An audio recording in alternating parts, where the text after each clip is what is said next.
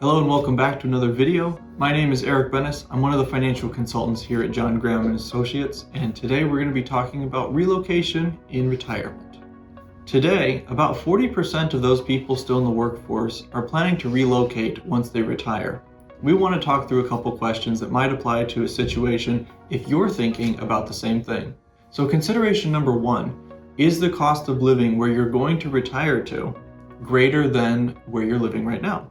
For example, we work with a lot of families in the Central Illinois region, but if you retire from Central Illinois in East Peoria and you move away to Scottsdale, Arizona has a higher cost of living on average.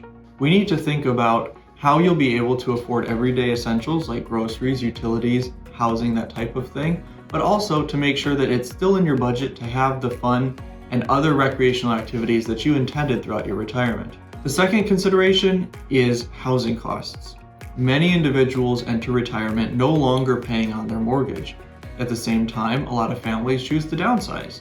Now, some families choose to buy a dream home and may even incur a brand new mortgage that they did not have previously.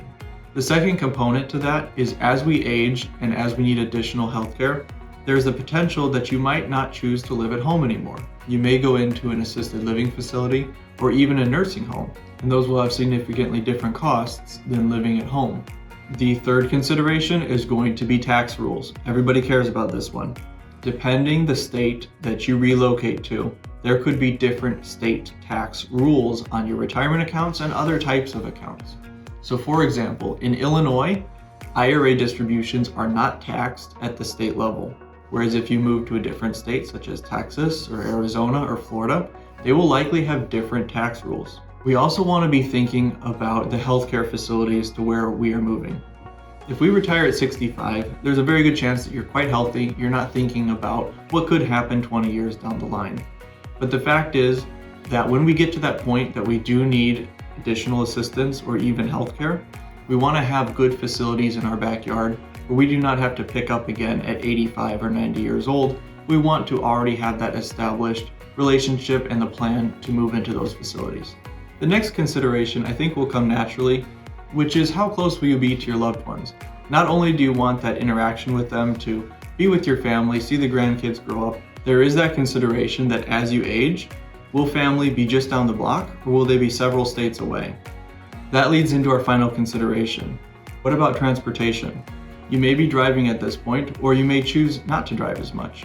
But when it gets to the point where you no longer feel comfortable driving or are unable to, how will you make sure that you're able to get to doctor's appointments, get groceries, that type of thing? If you're near family, often they can pitch in, but if not, we need to establish those relationships with the people who can provide transportation, and that's a consideration if you're moving to a whole new area. Remember, deciding to relocate in retirement is a big decision. It can be a dream come true for some, but keep in mind these different considerations and questions as you think about the pros and cons of staying where you are or potentially relocating when you do retire. If you want to talk through any of these concerns or other retirement questions, give our team a call. You can connect with us on investwithjga.com or visit our YouTube channel at investwithjga. See you in the next video.